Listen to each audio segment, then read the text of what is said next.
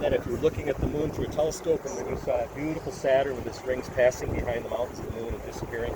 I'm sure you can go online anytime now or tomorrow and see pictures of that. The occultation of Saturn is going on right now, but we still get to see it. And Saturn's not always visible. Matter of fact, it's rapidly moving behind the sun, and it won't be visible again here for almost another year. Let's first talk about some other objects in the western sky, because everything is rising in the east and setting in the west, because the Earth is rotating towards the east. That's why everything appears to rise in the east and set in the west. So in the western sky right now, we have three bright stars that I'll point out. They're called the Summer Triangle. And the brightest one of the Summer Triangle is Vega. This one is called Deneb. And this one is Altair. Okay, so Vega, Deneb, and Altair are the three bright stars of the Summer Triangle. As the Summer Triangle is slipping into the west at this time of year, we have what is called the Winter Hexagon coming up over here. And I'll talk about a few of those stars, because that's getting higher and higher. By the way, everything in the sky appears to move 15 degrees an hour.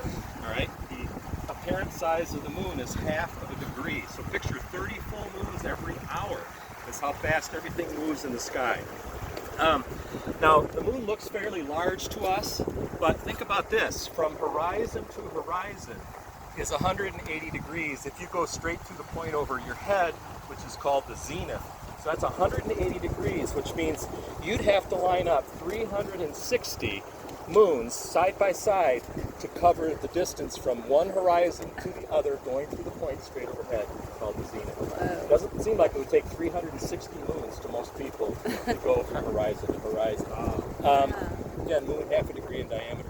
So, Summer Triangle. Let's go back to the Summer Triangle. Vega is the fifth brightest star in the sky, and it's very important for several reasons. It was the first star to ever have its photograph taken in 1850, and it used to be the pole star. And what do I mean by used to be? Well, pole star, ours is Polaris, which is right there. Pole star is the star that is almost directly over your head if you're standing on the North Pole. We call it the North Star, or it could be called Polaris is the formal name. But Vega used to be, 12,000 years ago, that star used to be overhead if you were standing on the North Pole. In another 13,000 years, it will be over your head again if you're on the North Pole. So the pole star changes. Right now it's Polaris. In 7,800 years, it'll be this star, Deneb.